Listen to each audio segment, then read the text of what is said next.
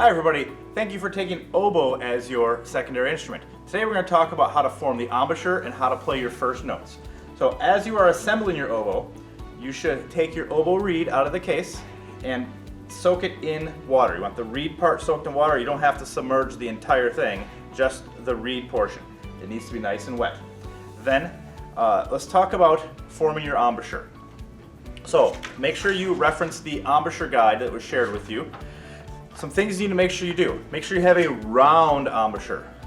The corners of your mouth, your lips kind of pull in like a drawstring bag. You want your bottom lip to be spongy, soft and supple.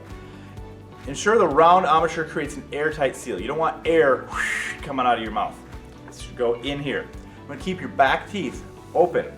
Imagine there's a golf ball in your mouth. You're kind of saying "oh" in the back of your mouth.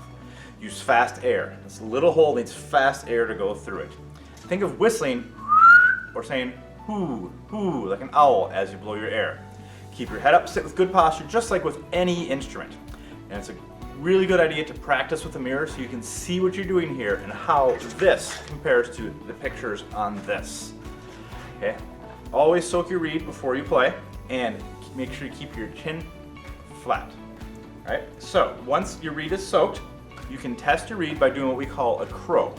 So playing a sound on your reed. So make sure the round embouchure, the bottom lip, and the top lip are cushioning this from your teeth. The teeth should not touch this. They kind of roll in. Drawstring brag, like you're pulling the hoodie string tight and it is the same tension all the way around.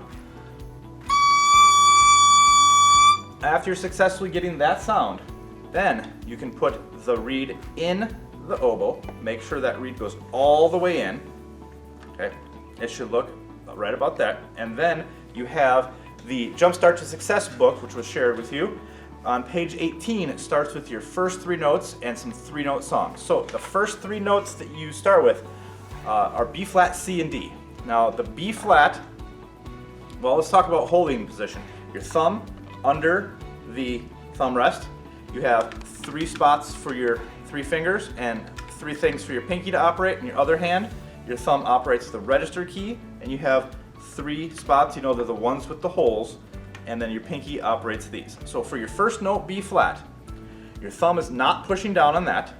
Your first 2 fingers are pushing down on that, and make sure they're covering the vent holes right there. And then your 3rd finger and pinky are not pushing down. On your other hand, your right hand, first finger is down. Make sure you're covering a hole if you have one. The other fingers, we don't want flying away like that. We want to keep those close so they're ready for the next note. Keep those in position. So the first note, B flat, 2 fingers, 1, 2, and the other hand, 1. Here it is. That's your B flat. To change to a C, your next note, you're simply going to lift the 2nd finger of your left hand. So you have no thumb, you have first finger and first finger. Nothing else is pushed down, but keep those in guide position. That's your C. Now D has a lot of fingers. On your right hand, 1, 2, 3 are pushed down. On your left hand, you're also going to do 1, 2, 3, but your first finger has to do something special. It's what we call half hole. You notice that key, there's a little plateau on it, a bridge. So instead of covering the hole, you want to put your finger on that lower part so the hole is not covered. So when you play a D, it's not covered. So the D, 1, 2, 3, 1, 2, 3. First finger of the left hand, not covering the hole.